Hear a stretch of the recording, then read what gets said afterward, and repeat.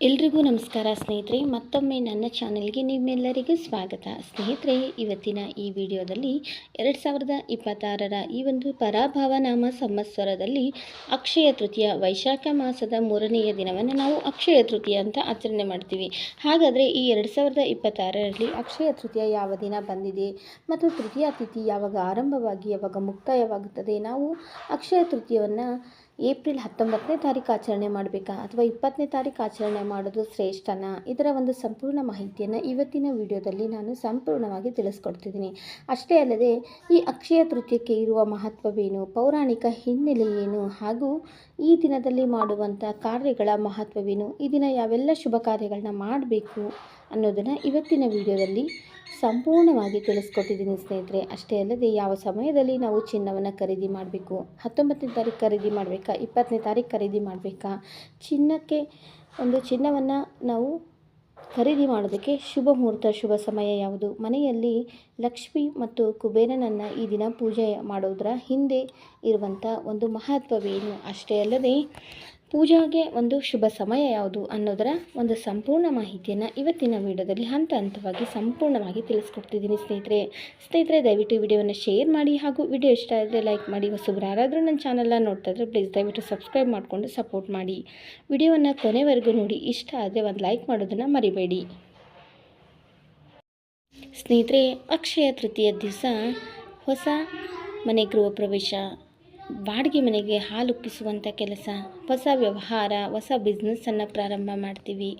ಅಷ್ಟೇ ಅಲ್ಲದೆ ಹೊಸ ಕಾರು, ಗಾಡಿ ಅಥವಾ ಹೊಸದಾಗಿ ಯಾವುದೇ ಒಂದು ವಸ್ತುವನ್ನು ಖರೀದಿ ಮಾಡಬೇಕು ನಾವು ಅಂದ್ರೂ ಅಕ್ಷಯ ತೃತೀಯ ದಿವಸ ಯಾವುದೇ ಒಂದು ಮುಹೂರ್ತವನ್ನು ಸಮಯವನ್ನು ನೋಡದೆ ಖರೀದಿ ಮಾಡ್ತೀವಿ. ಯಾಕಂತಂದರೆ ಈ ಒಂದು ದಿನಕ್ಕೆ ಅಷ್ಟೊಂದು ಮಹತ್ವ ಇದೆ ಸ್ನೇಹಿತರೆ. ಅಷ್ಟೇ ಅಲ್ಲದೆ ಈ ದಿನ ನಾವು ಯಾವುದೇ ಒಂದು ಕೆಲಸವನ್ನು ಮಾಡಿದರೂ ಅದು ಅಕ್ಷಯವಾಗುತ್ತದೆ, ಅಂದರೆ ಜಾಸ್ತಿ ಆಗುತ್ತದೆ, ವೃದ್ಧಿ ಆಗುತ್ತದೆ, ಬೆಳೆಯುತ್ತದೆ ಅಂತ ಹೇಳ್ತಾರೆ ಸ್ನೇಹಿತರೆ. ಹಾಗಾದರೆ ಈ ದಿನ ನಾವು ಮದುವೆಯನ್ನು ಮಾಡ್ತಾರೆ, ನಾಮಕರಣವನ್ನು ಮಾಡ್ತಾರೆ, ಎಂಗೇಜ್ಮೆಂಟನ್ನು ಮಾಡ್ತಾರೆ. ಅಷ್ಟೇ ಅಲ್ಲದೆ ಮಕ್ಕಳಿಗೆ ಅಕ್ಷರಾಭ್ಯಾಸವನ್ನು ಮಾಡಿಸ್ತೀವಿ ಮತ್ತು ಮಕ್ಕಳಿಗೆ ಅಡ್ಮಿಷನನ್ನು ಸಹ ಈ ದಿನ ಮಾಡಿಸ್ತೀವಿ. ಕಾರಣ ಏನಂತಂದರೆ ಒಳ್ಳೆಯ ದಿನ ಮಾಡುವಂಥ ಕೆಲಸಗಳು ತುಂಬಾ ಶುಭ ಫಲವನ್ನು ತಂದುಕೊಡುತ್ತೆ, ಕೈ ಹಿಡಿಯುತ್ತೆ ಅನ್ನೋ ಒಂದು ನಂಬಿಕೆ. ಹಾಗಾದರೆ ಅಕ್ಷಯ ತೃತೀಯಕ್ಕೆ ಇರುವ ಪುರಾಣದ ಒಂದು ಕಥೆ ಏನು ಅಥವಾ ಪುರಾಣದ ಪ್ರಕಾರ ಅಕ್ಷಯ ತೃತೀಯದ ಮಹತ್ವವೇನು ತಿಳ್ಕೊಳ್ಳೋಣ ಬನ್ನಿ ಸ್ನೇಹಿತರೆ. ಇದೇ ಒಂದು ಅಕ್ಷಯ ತೃತೀಯ ದಿವಸನೇ ವನವಾಸದಲ್ಲಿ ಇರುವಂಥ ಪಾಂಡವರಿಗೆ ಅಕ್ಷಯ ಪಾತ್ರೆಯನ್ನು ಸೂರ್ಯದೇವನು ಅಕ್ಷಯ ಪಾತ್ರೆಯನ್ನು ದ್ರೌಪದಿಗೆ ಇದೇ ದಿನ ನೀಡಿದ್ದು ಅಂತ ಹೇಳ್ತಾರೆ. ಇನ್ನು ಅಷ್ಟೇ ಅಲ್ಲದೆ ಮಹಾವಿಷ್ಣುವಿನ 7ನೇ ಅವತಾರವಾದ ಪರಶುರಾಮರ ಜನ್ಮದಿನವೂ ಸಹ ಇದೇ ಅಕ್ಷಯ ತೃತೀಯ. ಇನ್ನು ಅಷ್ಟೇ ಅಲ್ಲದೆ ಗಂಗೆಯು ಆಕಾಶದಿಂದ ಭೂಮಿಗೆ ಅಂದರೆ ಧರೆಗಿಳಿದು ಬಂದಂಥ ದಿನವೂ ಸಹ ಇದೇ ಅಕ್ಷಯ ತೃತೀಯ. ಇನ್ನು ಅಷ್ಟೇ ಅಲ್ಲದೆ ಕುಚೇಲ ಮತ್ತು ಶ್ರೀಕೃಷ್ಣನ ಕಥೆ ನಿಮ್ಮೆಲ್ಲರಿಗೂ ಗೊತ್ತಿರೋದೆ. ಹಾಗಾಗಿ ಶ್ರೀಕೃಷ್ಣ ಪರಮಾತ್ಮನು ಕುಚೇಲನಿಗೆ ಸಂಪತ್ತನ್ನು ನೀಡಿದ್ದು ಸಹ ಇದೇ ಅಕ್ಷಯ ತೃತೀಯ ದಿನ. ಇನ್ನು ಅಷ್ಟೇ ಅಲ್ಲದೆ ನಿಮ್ಮೆಲ್ಲರಿಗೂ ಗೊತ್ತಿರೋ ಹಾಗೆ ನಮ್ಮ ಒಂದು ಹಿಂದೂ ಧರ್ಮದ ಮಹಾಕಾವ್ಯಗಳಾದ ಮಹಾಭಾರತ ಮತ್ತು ರಾಮಾಯಣ, ಈ ಮಹಾಭಾರತವನ್ನು ವೇದವ್ಯಾಸರು ಹೇಳಿದ ಒಂದು ಕಥೆಯನ್ನು ಗಣಪತಿಯು ಬರೆದಂಥದ್ದು ಇದೇ ಒಂದು ಅಕ್ಷಯ ತೃತೀಯ ದಿನ. ಹಾಗಾಗಿ ಈ ದಿನವೇ ಸಹ ವೇದವ್ಯಾಸರು ಗಣಪತಿಯಿಂದ ಮಹಾಭಾರತ ಕಾವ್ಯವನ್ನು ಬರೆಯಲು ಪ್ರಾರಂಭಿಸಿದ್ದು ಇದೇ ಅಕ್ಷಯ ತೃತೀಯ ದಿನ ಅಂತ ಹೇಳ್ತಾರೆ ಸ್ನೇಹಿತರೆ. ಇಷ್ಟೆಲ್ಲ ಮಹತ್ವ ಹೊಂದಿರುವಂಥ ಅಕ್ಷಯ ತೃತೀಯ ಈ ವರ್ಷ 2026ರಲ್ಲಿ ಯಾವ ದಿನ ಬಂದಿದೆ ಮತ್ತು ಚಿನ್ನ ಬೆಳ್ಳಿಯನ್ನು ಯಾವ ಸಮಯದಲ್ಲಿ ಖರೀದಿ ಮಾಡಬೇಕು ಮತ್ತು ಪೂಜೆಗೆ ಶುಭ ಮುಹೂರ್ತ ಯಾವುದು ಮತ್ತು ತೃತೀಯ ತಿಥಿ ಆರಂಭ ಮತ್ತು ಅಂತ್ಯ ಯಾವಾಗ ಅನ್ನೋದನ್ನು ಸಂಪೂರ್ಣವಾಗಿ ತಿಳ್ಕೊಳ್ಳೋಣ ಬನ್ನಿ ಸ್ನೇಹಿತರೆ. 2026ರಲ್ಲಿ ಅಕ್ಷಯ ತೃತೀಯವು ಏಪ್ರಿಲ್ 19ನೇ ತಾರೀಕು ಭಾನುವಾರ ಬೆಳಗ್ಗೆ 10:45 ತೃತೀಯ ತಿಥಿ ಆರಂಭವಾಗಿ, ಇನ್ನು ಏಪ್ರಿಲ್ 20ನೇ ತಾರೀಕು ಸೋಮವಾರ ಬೆಳಗ್ಗೆ 7:27 ನಮಗೆ ತೃತೀಯ ತಿಥಿ ಅನ್ನೋದು ಮುಕ್ತಾಯವಾಗುತ್ತದೆ ಸ್ನೇಹಿತರೆ. ಆದರೆ ಸೂರ್ಯೋದಯಕ್ಕೆ ನಮಗೆ ತೃತೀಯ ತಿಥಿ ಇರೋದು ಸೋಮವಾರ. ಹಾಗಾಗಿ ನಾವು ಅಕ್ಷಯ ತೃತೀಯವನ್ನು ಏಪ್ರಿಲ್ 20ನೇ ತಾರೀಕು ಸೋಮವಾರ ದಿವಸ ಆಚರಣೆ ಮಾಡೋದು ಅತ್ಯಂತ ಶ್ರೇಷ್ಠ ಅಂತ ಹೇಳ್ತಾರೆ. ಇನ್ನು ಏಪ್ರಿಲ್ 20ನೇ ತಾರೀಕು ಜಗಜ್ಯೋತಿ ಕಾಯಕವೇ ಕೈಲಾಸ ಎಂಬುವ ವಾಕ್ಯವನ್ನು ಇಡೀ ಜಗತ್ತಿಗೆ ಸಾರಿದಂಥ ಶ್ರೀ ಬಸವಣ್ಣನವರ ಜಯಂತಿ ಅಥವಾ ಬಸವಣ್ಣನವರು ಜನಿಸಿದಂಥ ದಿನವೂ ಸಹ ಇದೇ ಅಕ್ಷಯ ತೃತೀಯ. ಹಾಗಾಗಿ 20ನೇ ತಾರೀಕು ಬಸವ ಜಯಂತಿಯನ್ನು ಸಹ ನಾವು ಆಚರಣೆ ಮಾಡ್ತೀವಿ ಸ್ನೇಹಿತರೆ. ಹಾಗಾದರೆ ನಾವು ಈ ದಿನ ಚಿನ್ನ ಬೆಳ್ಳಿಯನ್ನು ಯಾವ ಸಮಯದಲ್ಲಿ ಖರೀದಿ ಮಾಡಬೇಕು, ಸೋಮವಾರ ಖರೀದಿ ಮಾಡಬೇಕಾ, ಭಾನುವಾರ ಖರೀದಿ ಮಾಡಬೇಕಾ ಅನ್ನೋದ್ರ ಬಗ್ಗೆ ತಿಳ್ಕೊಳ್ಳೋಣ ಬನ್ನಿ ಸ್ನೇಹಿತರೆ. ಅಕ್ಷಯ ತೃತೀಯ ದಿವಸ ನಮಗೆ ಮುಖ್ಯವಾಗಿ ರೋಹಿಣಿ ಮಹಾನಕ್ಷತ್ರ ಇರಬೇಕು. ಆದರೆ ಈ ವರ್ಷ 2026ರಲ್ಲಿ ಏಪ್ರಿಲ್ 20ನೇ ತಾರೀಕು ಸೋಮವಾರ ದಿವಸ ರೋಹಿಣಿ ನಕ್ಷತ್ರ ಇದೆ.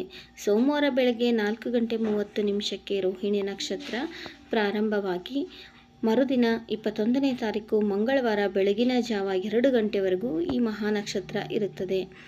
ಮತ್ತು ಈ ಒಂದು ಮಹಾನಕ್ಷತ್ರದ ಒಂದು ದಿವಸ ಸೌಭಾಗ್ಯ ಯೋಗವೂ ಸಹ ಇದೆ. 19ನೇ ತಾರೀಕು ಭಾನುವಾರ ರಾತ್ರಿ 8 ಗಂಟೆಗೆ ಸೌಭಾಗ್ಯ ಯೋಗ ಪ್ರಾಪ್ತಿಯಾಗಿ ಏಪ್ರಿಲ್ 20ನೇ ತಾರೀಕು ಸಾಯಂಕಾಲ 4:10 ಈ ಒಂದು ಸೌಭಾಗ್ಯ ಯೋಗ ಮತ್ತು ಶೋಭನ ಯೋಗ ಪ್ರಾಪ್ತಿಯಾಗೋದ್ರಿಂದ ನಮಗೆ ಸೋಮವಾರ ಇಡೀ ದಿನ ನಾವು ಚಿನ್ನ ಬೆಳ್ಳಿಯನ್ನು ಖರೀದಿ ಮಾಡ್ಬೋದು ಸ್ನೇಹಿತರೆ. ಇನ್ನು ಅಷ್ಟೇ ಅಲ್ಲದೆ ಆ ದಿನ ರಾಹುಕಾಲ ಯಮಗಂಡ ಕಾಲವನ್ನು ಬಿಟ್ಟು ನಾವು ಯಾವುದೇ ಒಂದು ಶುಭವಾದ ವಸ್ತುಗಳನ್ನ ನಾವು ಮನೆಗೆ ಖರೀದಿ ಮಾಡಿ ತರ್ಬೋದು ಸ್ನೇಹಿತರೆ.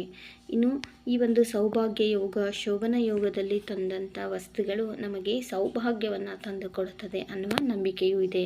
ಹಾಗಾಗಿ ಸೋಮವಾರ ದಿವಸ ನಾವು ರಾಹುಕಾಲ ಯಮಗಂಡ ಕಾಲ ಗುಳಿಕ ಕಾಲವನ್ನು ಬಿಟ್ಟು ನಾವು ಈ ಒಂದು ಚಿನ್ನ ಬೆಳ್ಳಿಯನ್ನು ಖರೀದಿ ಮಾಡ್ಬೋದು ಸ್ನೇಹಿತರೆ. ಅಕ್ಷಯ ತೃತೀಯ ದಿವಸ ಮುಖ್ಯವಾಗಿ ಲಕ್ಷ್ಮೀ ಪೂಜೆ, ಕುಬೇರ ಲಕ್ಷ್ಮೀ ಪೂಜೆ, ಲಕ್ಷ್ಮೀನಾರಾಯಣರ ಪೂಜೆಯನ್ನು ಮಾಡ್ತೀವಿ ಸ್ನೇಹಿತರೆ. ಆ ದಿನ ನಮಗೆ ಈ ವರ್ಷ 2026ರಲ್ಲಿ ತೃತೀಯ ತಿಥಿ ನಮಗೆ ಸೋಮವಾರ ಬೆಳಗ್ಗೆ 7:27 ಮುಗಿಯೋದ್ರಿಂದ ನಾವು ಆ ದಿನ ಬೆಳಗ್ಗೆ ಬೇಗ ಎದ್ದು ಮನೆಯನ್ನೆಲ್ಲ ಕ್ಲೀನ್ ಮಾಡಿಕೊಂಡು ತಲೆ ಸ್ನಾನವನ್ನು ಮಾಡಿ ಶುಭ್ರವಾದ ಬಟ್ಟೆಯನ್ನು ಧರಿಸಿ ಮನೆ ದೇವರು ಕುಲದೇವರ ಪೂಜೆಯನ್ನು ಮಾಡಿಕೊಂಡು ಕುಬೇರ ಲಕ್ಷ್ಮೀ ಪೂಜೆ ಅಥವಾ ಮಹಾಲಕ್ಷ್ಮಿ ಪೂಜೆ ಅಥವಾ ಲಕ್ಷ್ಮೀನಾರಾಯಣರ ಪೂಜೆಯನ್ನು ಬೆಳಗ್ಗೆ 7:27 ಒಳಗಡೆ ನಾವು ಪೂಜೆಯನ್ನು ಮಾಡಿದರೆ ತುಂಬಾ ಶ್ರೇಷ್ಠ ಅಂತ ಹೇಳ್ತಾರೆ. ಆ ಸಮಯದಲ್ಲಿ ಮಾಡೋಕ್ಕಾಗಲ್ಲ ಅನ್ನೋರು ಆ ದಿನ ರಾಹುಕಾಲವನ್ನು ಬಿಟ್ಟು ಪೂಜೆಯನ್ನು ಮಾಡ್ಬೋದು ಸ್ನೇಹಿತರೆ. ಇನ್ನು ಈ ದಿನ ಯಾವುದೇ ಒಂದು ಕೆಲಸವನ್ನು ಮಾಡಿದರೂ ಅದು ವೃದ್ಧಿಯಾಗುತ್ತದೆ ಅನ್ನೋದಾದರೆ ನಾವು ಒಳ್ಳೆಯದನ್ನು ಮಾಡಿದರೆ ಒಳ್ಳೆಯದೇ ಆಗುತ್ತೆ, ಕೆಟ್ಟದ್ದನ್ನು ಮಾಡಿದರೆ ಕೆಟ್ಟದ್ದೇ ಆಗುತ್ತೆ ಸ್ನೇಹಿತರೆ. ಈ ದಿನ ಚಿನ್ನ ಬೆಳ್ಳಿನೇ ಖರೀದಿ ಮಾಡಬೇಕು, ಬೇರೆ ಯಾವ್ಯಾವ ವಸ್ತುಗಳನ್ನ ಖರೀದಿ ಮಾಡಬಾರ್ದು ಅನ್ನೋದೇನೂ ಇಲ್ಲ. ದುಡ್ಡಿದ್ರೆ ನಾವು ಚಿನ್ನ ಬೆಳ್ಳಿಯನ್ನು ಖರೀದಿ ಮಾಡ್ಬೋದು. ಆದರೆ ಸಾಲವನ್ನು ಮಾಡಿದರೂ ಆ ಸಾಲನೂ ಸಹ ಜಾಸ್ತಿ ಆಗುತ್ತದೆ ಅಲ್ವಾ. ಹಾಗಾಗಿ ಈ ದಿನ ಯಾವುದೇ ಕಾರಣಕ್ಕೂ ಸಾಲವನ್ನು ಕೊಡೋದಾಗಲಿ ತಗೊಳ್ಳೋದಾಗಲಿ ಅಥವಾ ಬಂಗಾರವನ್ನು ಅಡ ಇಟ್ಟು ಬಂಗಾರವನ್ನು ಖರೀದಿ ಮಾಡೋದಾಗಲಿ ಇಂತಹ ಕೆಲಸವನ್ನು ಮಾಡಬಾರ್ದು. ಆದಷ್ಟು ಈ ದಿನ ಯಾರ ಜೊತೆಗೂ ಜಗಳವನ್ನು ಮಾಡದೆ ಕೋಪವನ್ನು ಮಾಡಿಕೊಳ್ಳದೆ ಖುಷಿಯಾಗಿ ಇರಬೇಕು. ಇನ್ನು ಅಷ್ಟೇ ಅಲ್ಲದೆ ಈ ದಿನ ಚಿನ್ನ ಬೆಳ್ಳಿನೇ ಖರೀದಿ ಮಾಡಬೇಕು, ಬೇರೆ ಯಾವ ವಸ್ತುಗಳನ್ನ ಖರೀದಿ ಮಾಡಬಾರ್ದು ಅನ್ನೋದೇನೂ ಇಲ್ಲ. ಈ ದಿನ ಯಾವೆಲ್ಲ ವಸ್ತುಗಳನ್ನ ಖರೀದಿ ಮಾಡಬೇಕು ಅನ್ನೋದರ ಒಂದು ಸಂಪೂರ್ಣ ಮಾಹಿತಿಯನ್ನು ನಾನು ಮುಂದಿನ ವಿಡಿಯೋದಲ್ಲಿ ತಿಳಿಸ್ಕೊಡ್ತೀನಿ ಸ್ನೇಹಿತರೆ. ಆದಷ್ಟು ಈ ದಿನ ದಾನ ಧರ್ಮ ಪೂಜೆ ವ್ರತ ಈ ರೀತಿಯಾದಂಥ ಒಳ್ಳೆಯ ಒಂದು ಪುಣ್ಯ ಕೆಲಸಗಳನ್ನ ಮಾಡಬೇಕು ಅಂತ ಹೇಳ್ತಾರೆ. ಯಾಕಂತಂದರೆ ಪುರಾಣದ ಪ್ರಕಾರ ಈ ದಿನಕ್ಕೆ ತುಂಬಾ ಮಹತ್ವ ಇದೆ. ಹಾಗಾಗಿ ಈ ದಿನ ಮಾಡುವಂಥ ದಾನ ಧರ್ಮವೂ ಸಹ ನಮಗೆ ಅದರ 10 ಪಟ್ಟು ಫಲವನ್ನು ತಂದುಕೊಡುತ್ತೆ ಅಂತ ಹೇಳ್ತಾರೆ ಸ್ನೇಹಿತರೆ. ಹಾಗಾಗಿ ಈ ದಿನ ಹಸಿದವರಿಗೆ ಅನ್ನದಾನ ಮತ್ತು ವಸ್ತ್ರದಾನ ಮತ್ತು ನಿಮ್ಮ ಕೈಲಾದಂಥ ಒಂದು ವಸ್ತುಗಳನ್ನ ಬಡವರಿಗೆ ನಿರ್ಗತಿಕರಿಗೆ ಅದರ ಅವಶ್ಯಕತೆ ಇರುವಂಥವರಿಗೆ ನಾವು ದಾನ ಮಾಡಿದರೆ ನಾವು ಕೊಟ್ಟಂಥ ಒಂದು ವಸ್ತು ನಮಗೆ 10 ಪಟ್ಟಾಗಿ ದುಪ್ಪಟ್ಟಾಗಿ ನಮಗೆ ನಮ್ಮ ಕೈ ಸೇರುತ್ತದೆ ಅನ್ನೋದು ಒಂದು ನಂಬಿಕೆ ಸ್ನೇಹಿತರೆ. ತಿಳ್ಕೊಂಡ್ರಲ್ಲ ಸ್ನೇಹಿತರೆ, ಅಕ್ಷಯ ತೃತೀಯ ಯಾವಾಗ, ಚಿನ್ನ ಬೆಳ್ಳಿ ಯಾವ ಸಮಯದಲ್ಲಿ ಖರೀದಿ ಮಾಡಬೇಕು, ತೃತೀಯ ತಿಥಿ ಆರಂಭ ಮತ್ತು ಯಾವಾಗ ಅಂತ್ಯವಾಗುತ್ತದೆ, ಅಕ್ಷಯ ತೃತೀಯದ ಮಹತ್ವವೇನು ಅನ್ನೋದರ ಒಂದು ಸಂಪೂರ್ಣ ಮಾಹಿತಿಯನ್ನು ಇವತ್ತಿನ ವಿಡಿಯೋದಲ್ಲಿ ತಿಳಿಸ್ಕೊಟ್ಟಿದ್ದೀನಿ. ಮುಂದಿನ ವಿಡಿಯೋದಲ್ಲಿ ಅಕ್ಷಯ ತೃತೀಯ ದಿನ ನಾವು ಯಾವೆಲ್ಲ ವಸ್ತುಗಳನ್ನ ಖರೀದಿ ಮಾಡಬೇಕು ಮತ್ತು ಯಾವ ವಸ್ತುಗಳನ್ನ ಖರೀದಿ ಮಾಡಲೇಬಾರ್ದು ಅನ್ನೋದರ ಒಂದು ಸಂಪೂರ್ಣ ಮಾಹಿತಿಯನ್ನು ತಿಳಿಸ್ಕೊಡ್ತೀನಿ ಸ್ನೇಹಿತರೆ. ಈ ವಿಡಿಯೋ ನಿಮಗೆ ಇಷ್ಟ ಆಗಿದರೆ ವಿಡಿಯೋನ ಶೇರ್ ಮಾಡಿ, ಇಷ್ಟ ಆದರೆ ಒಂದು ಲೈಕ್ ಮಾಡೋದನ್ನು ಮರಿಬೇಡಿ. ಮತ್ತೊಂದು ಒಳ್ಳೆಯ ಮಾಹಿತಿಯೊಂದಿಗೆ ನಾನು ಮತ್ತೆ ಸಿಗ್ತೀನಿ.